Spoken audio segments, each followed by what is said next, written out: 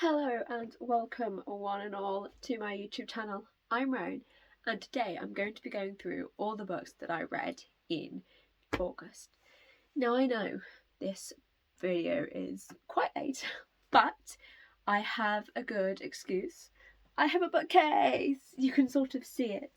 But I have a bookcase and so I've been rearranging my room to get it up and organising my bookshelf and just, yeah.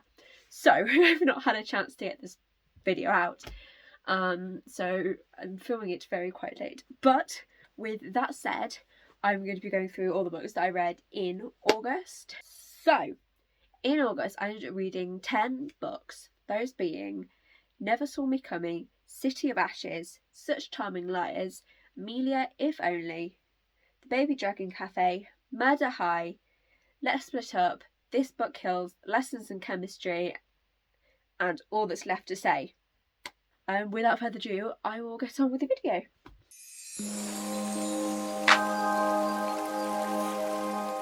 The first book that I read was Never Saw Me Coming by Vera. Now, not gonna lie, I thought this book was going to be very different to what it actually came out as, because the blurb I've got on the book, it only explains one part of the plotline and leaves out a big major part of what it's actually about. I found this really frustrating because I was really intrigued by the storyline I got on the blurb, and the rest of it it wasn't quite for me.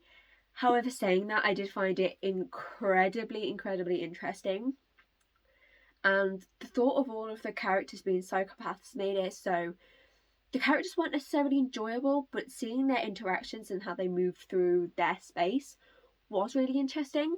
However, I felt so bad for the side characters that they sort of portrayed and stuff.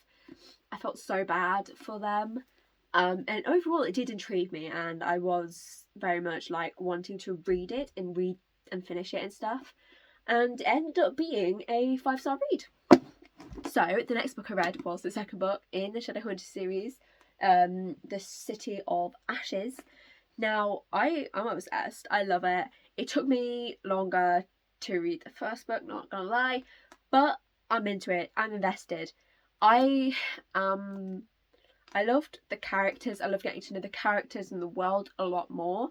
I will say the whole Jace, Clary and Simon love triangle is so awkward, because obviously in this book you think that Clary and Jace are brother and sister, and so that's really awkward. And then also Simon and Clary also have that brother-sister sort of friendship, and you can tell from Clary's side it's very, it's very platonic, her feelings, and she makes that clear, and it makes me just not like Simon because it feels like he's pushing her into it. But I did really like it. I love the whole dynamic between Jace and Clary and what's her name? Valentine. And how that's just so awkward, and the tension and the mystery. I love it. I also love seeing how different people in the world react to the news and how that sort of goes about. And I absolutely love Luke and Clary's like father-daughter dynamic, and they're so cute together, and I love this book. Although I have to say, because of that like love triangle dynamic make me feel a bit awkward, I did, and also like at parts I got a bit bored and lost, did mean that it was a 3-star book in the end. Charming Liars by Clare and McManus. Now, I don't usually go for heist sort of books. I don't like the whole, robbing heist sort of plot lines. However, I was going to give it a go, because if it's Clare and McManus, I was always going to try it. And I loved it. I really did. I didn't like Kat and how she babied her mom and like tried to protect her and be like the grown-up in the relationship, and I get it was because her mum was ill for a lot of it, and so was like very violently ill. It just made me feel very uncomfortable with it, and I was so glad when Liam called it out. And speaking of Liam, I loved him. He was had such a strong character growth, And I also loved Augustus and like their relationship, and I wish we'd got a chapter from Augustus, because it would have been nice to see how he reacted to it, because obviously Augustus is part of the family, and it would have been nice to see his point of view and the inner conflicts within his head about what's going on, because obviously, yeah, in the end this was a 4-star book. So the next book I read was Amelia, apparently. Now, I quite liked this book. I liked the sapphic romance of it. It was cute, it was slow burn, it was nice. Like, I like the French to lovers trope. I love that trope, and I felt like it was done decently here. However, the hating on what's her name's her hating on Natalie's ex, I think Clare, didn't like that. I don't like it when someone gets hated just purely because they're interested in the love interest or whatever. I don't like it. Like, no, there has to be another reason. And they say like, oh yeah, this like the relationship's toxic, but it wasn't, and I didn't like it, and it annoyed me. Also, what annoyed me was the parasocial relationships in this felt so awkward. And while it isn't and at the start it very much seems like it's a very Amelia, she does very much have a parasocial relationship, and in the end she's kind of rewarded for it because she becomes friends with the YouTuber, and I didn't like that, especially because the way they become into that parasocial relationship, especially because the way they sort of become friends is because of that parasocial relationship. They talk about people with parasocial relationships, and while she does sort of defend him and talk about and sort of defend him against the people who are constantly shipping the YouTubers, and how she does almost like she does almost defend it. She does have a parasocial relationship at the start, and you sort of lose that throughout the end, but you can't forget that it's there, and it just made me very uncomfortable, and she was rewarded for it at the end of the day, which I did not like. I did not like that she was rewarded for her parasocial relationship in the end. However, saying that, it was a cute little gay romance.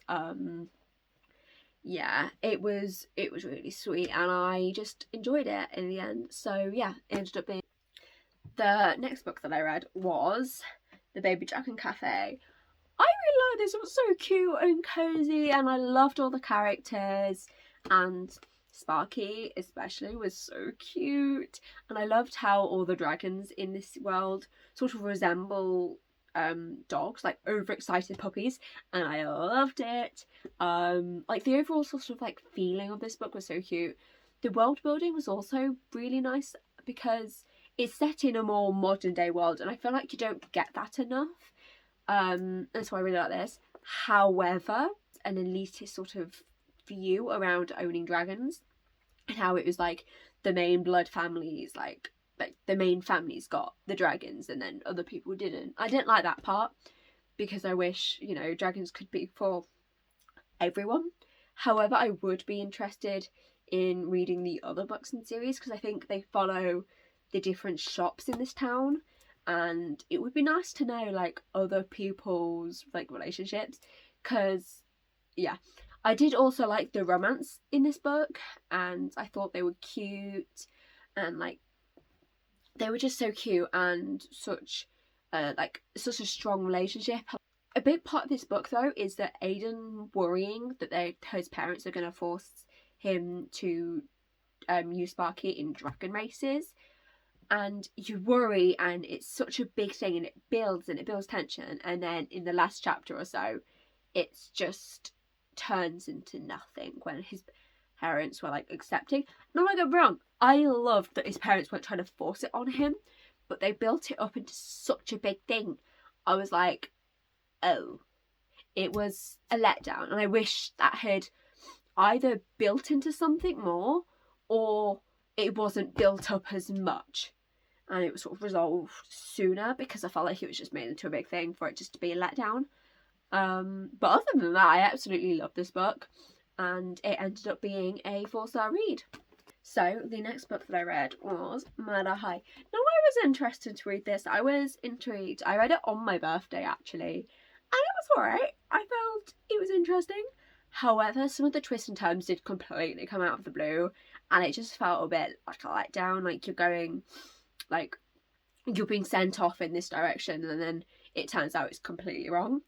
And it meant that Deuce like had such a high importance of herself, and it was just a bit of a letdown in the end. Also, all of the characters were kind of unlikable. Like, I like a good unlikable character. I feel like they can be well done. However, it was not well done in this. You had no sort of like idea that the main suspect in the beginning is innocent, other than the fact that Deuce just says it.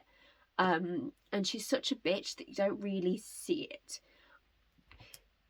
However, saying that, all of the character twists and character developments were well done and well hinted at, and that massively saved this book in my opinion. I do wish we had gotten more, especially between like the relationship between Deuce and the love interest. I wish we just got more from it. However, overall I did. So the next book that I read was Let's Split Up by Bill Wood. I loved this book. I loved the cute romance in this book. I loved the thriller element, the twist, the turns, loved it all.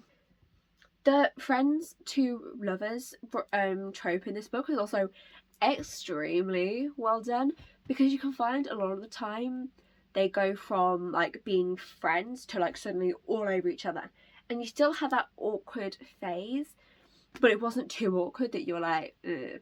And it just was really good, and it felt so authentic, and ultimately just like love the characters anyway. I also, on like the thriller element, just loved like the twists and turns and their mystery hunting and like the clues that they were sort of they were following, and how it almost had a bit of a like fantasy element, because they were going, oh, is it a ghost, is it not? And I just thought it was so interesting that you had that sort of mystery. It very much felt Scooby-Doo, where it was like, we're chasing after this monster, but unmask the monster and it's a normal human being. And I loved it. It was such a cute, almost nostalgic sense of that in a way, because personally I grew up on Scooby-Doo. It was amazing, and this just felt so Scooby-Doo, and I loved it. I think the only complaint I really have of this book is that we only got one chapter from Buffy's POV, and I wish we'd gotten more. It is because the author's trying to build like suspense around her character, and is she telling the truth, is she not? Obviously she is in the end, and it's like a bit of a red herring. However, I do wish that, however, that does mean that you don't get a lot of her chapters. You only get like one right at the end, and I just wish we got more. And I hope in the next book, which comes out at the start of October, and I'm so excited, hopefully we get more of her point of view, so we can get to know her character and the way her mind works a little bit more in the next book. But yeah, overall it ended up being a 5-star book. Okay, so the next book I read was This Book Kills. Now, this is the third book of hers that I read, and I have to say, they get better with every book that I read. I don't think I've read them in like the order that they came out, but the order that I've read them in, it's just been getting better and better, and this was amazing. I personally loved all the characters, and even the characters that I didn't like, you knew they were meant to not be liked, and they were so well written that you hated them. And like even the victim Hugh, you're like, oh, I don't like this character, and almost like you feel like he deserves it in a way. But then as you learn more about them, you're like, oh, maybe not. And you really start to learn more about the characters, and I thought that was so good. I also love seeing how Jess and her relationships and her characters grow throughout the book, as she like learns more about the mystery, about her friends and the people she trusted, and how maybe they weren't supposed to be trusted, and she pulls away from those people and joins people who she can actually trust. And honestly, it just made me really, really happy that she ended up in the end having friends that she could trust and that she liked and who respected and trusted her back. I could not believe the big reveal in the end. I was gobsmacked. Like, that big blowout is exactly what I needed at the end. So yeah, I just felt so sorry for Jess and how betrayed she would have felt in like the final chapter, but it makes her character development just finalize it. It finalizes it, and she properly grows into the character that she was supposed to be, and she's strong and independent, and I love it. She was amazing, and it was a perfect end to this book. And so yeah, in the end it was a 5-star read. So this next book is honestly another like feminist rage like encapsulated into a book, and it was Lessons in Chemistry. I love this book. It made me so angry. It perfectly encapsulates how like 1950s housewives would have felt, and having someone on screen who understood it, perfect.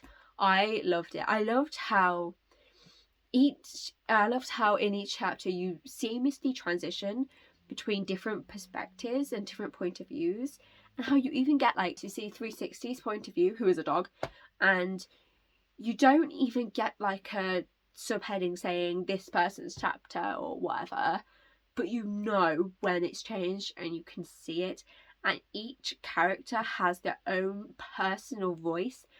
It was so well done. I loved it so much.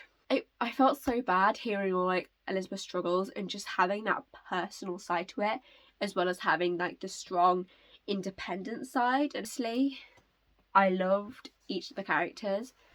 I also quite like the ending as well. And I don't want to spoil it too much, but like seeing Elizabeth accept that help and finally have a sense of family was so sweet. And yeah, I loved it, and it was a 5-star read. So the last book that I read was All That's Left to Say. I love this book. It did really well in encapsulating grief and how different people respond to it, and I loved it. I did really like how it alternated between senior and junior year, because you really got to know more, and as you read you started learning different things and piecing it together, and I thought it was really well done. It really helped to increase suspense and the mystery surrounding everything. I did wish that you got a slight hint to the reveal at the end with the junior year sort of chapters, which you don't. However, I do wish you got a little bit more hinted at that. However, saying that, I did also quite like how it was a big reveal. I also really liked the will they or won't they dynamic between Christian and Hannah. I loved it. The whole rivals to lovers, but they had a big fight and it needed to happen, and I liked that it happened because it really made Hannah sit and stop and think and go, what do I want? And it just will make their relationship just so much better. And overall, I just really loved it. The character development was also really well done, and you can really see the difference between junior year to senior year to the end, and it was just so well done. And it was really interesting to see the difference between like her character in between those years. I did, however, wish we could have seen more about the PI side of it, because there was like one point where she was being followed by a PI, and I wish we had gotten more from that, because it was sort of just like brushed past. So I wish we had gotten a little bit more from that. However, saying that, I did thoroughly enjoy this book. But yeah, in the end, I ended up giving this book 4 stars. So yeah, these are all the books that I read in August. Do you agree with my opinions, my ratings? Please do let me know down below. I would absolutely love to hear from you. Also, if you have any like book recommendations, I am always willing to have more. I love hearing what people like to read and what people would recommend. So yeah, if you have enjoyed this video, please consider liking, commenting and subscribing. But until next time, bye!